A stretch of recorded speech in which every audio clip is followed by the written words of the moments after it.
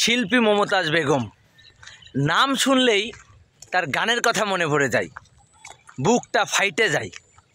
তাই এখন ঘটনা হলো কি, এই যে কণ্ঠশিল্পী মমতাজ বেগম এই বুক ফাটা নিয়েই উনি জেলখানার ভিতরে আসলে আটকা রয়েছেন।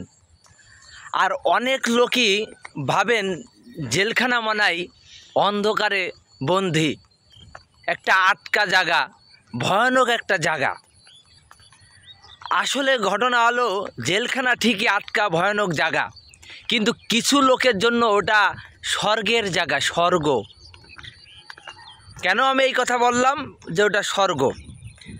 কারণ জেলখানার ভিতরে টাকা থাকলে সব কিছু পাওয়া যায়, মদ, গাঁজা, নারী, ফুর্তি, ইচ্ছা হলে আমার যতটুকু আমি জানি কম বেশি সবই পাওয়া যায়।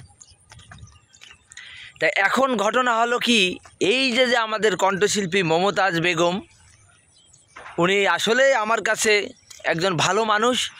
আমি ওনার ভক্ত, ওনার নকল ছেলে, এবং ওনাকে আমি সবসময় ভালো জানি, এখনও ভালো জেনে আসছি। উনি যে এই যে জেলখানায় গিয়েছে, অনেক লোক ভাবছে, যার ভক্ত যারা আছে তারা ভাবছে যে শিল্পী মমতাজ বেগম খুব কষ্টে আছে। আসলে কণ্ঠশিল্পী মমতাজের গেলাম টাকা পয়সার কোনো অভাব নেই। সরকার জেলখানাকে একটা স্বর্গ বানিয়েছে, স্বর্গ। এখানে সব কিছু পাওয়া যায়। জেলখানার ভিতরে আরাম, এত আরাম, যদি আপনার টাকা থাকে তাহলে বিশাল আরাম। বাইরে থাকলে তো বিভিন্ন টেনশন, দৌড়দৌড়ি, হুড়োহুড়ি, কিন্তু জেলখানার ভিতরে রিল্যাক্স, খাবেন দাবেন আর টিভি দেখবেন, শান্তি আর শান্তি।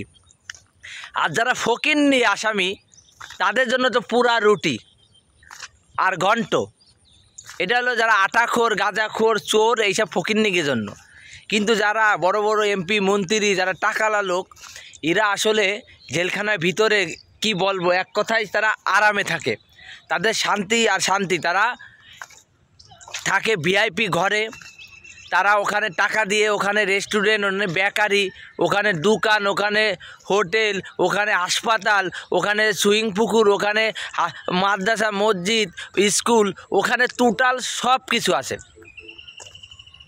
ওখানে গেলে আপনি টাকা যদি দেন, ওখানে সব আপনার ঘরের মধ্যে চলে আসবে আপনাকে সেবা দেওয়ার জন্য।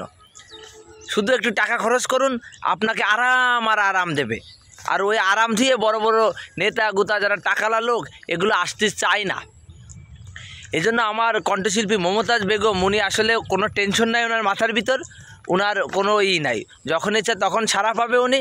কিন্তু উনি এখন মোটামুটি আমার মনে হয় খুব ভালোই আছে।